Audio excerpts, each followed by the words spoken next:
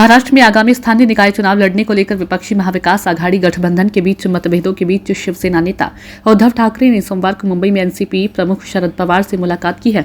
मामले में पार्टी सूत्रों ने बताया कि उद्धव ठाकरे ने दक्षिण मुंबई में सिल्वर रॉक में मौजूद पूर्व केंद्रीय मंत्री शरद पवार के आवास पर गए और उनसे 1 घंटे से अधिक समय तक मुलाकात की। जानकारी के मुताबिक विपक्षी गठबंधन के निर्माता शरद पवार ने एमपीए के भीतर उथल पुथल को शांत करने के लिए कदम उठाया है और हाल ही में कहा कि वह आगामी स्थानीय निकाय चुनाव लड़ने पर चर्चा करने के लिए गठबंधन के 3 घटकों की बैठक बुलाएंगे। शिवसेना ने घोषणा की है कि वह स्थानीय निकाय चुनाव अकेले लड़ेगी।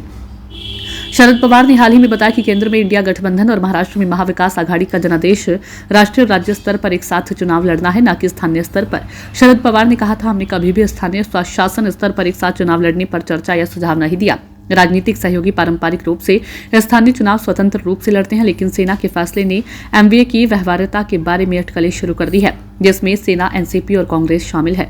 बता दें कि पिछले साल नवंबर महीने में हुए राज्य विधानसभा चुनाव में कांग्रेस, शिवसेना, यूबीटी और शरद पवार की एनसीपी एसपी से मिलकर बने महाविकास आघाड़ी गठबंधन को करारी हार का सामना करना पड़ा था। राज्य के 288 विधानसभा सीटों में से मात्र 46 सीटों पर ही जीत हासिल कर चुकी थी। इसमें उद्धव ठाकरे की शिवसेना यूबीटी ने 20, कांग्रेस ने 16 और शरद पवार की एनसीपी एसपी को सिर्फ 10 ही विधानसभा सीटों पर जीत मिली थी।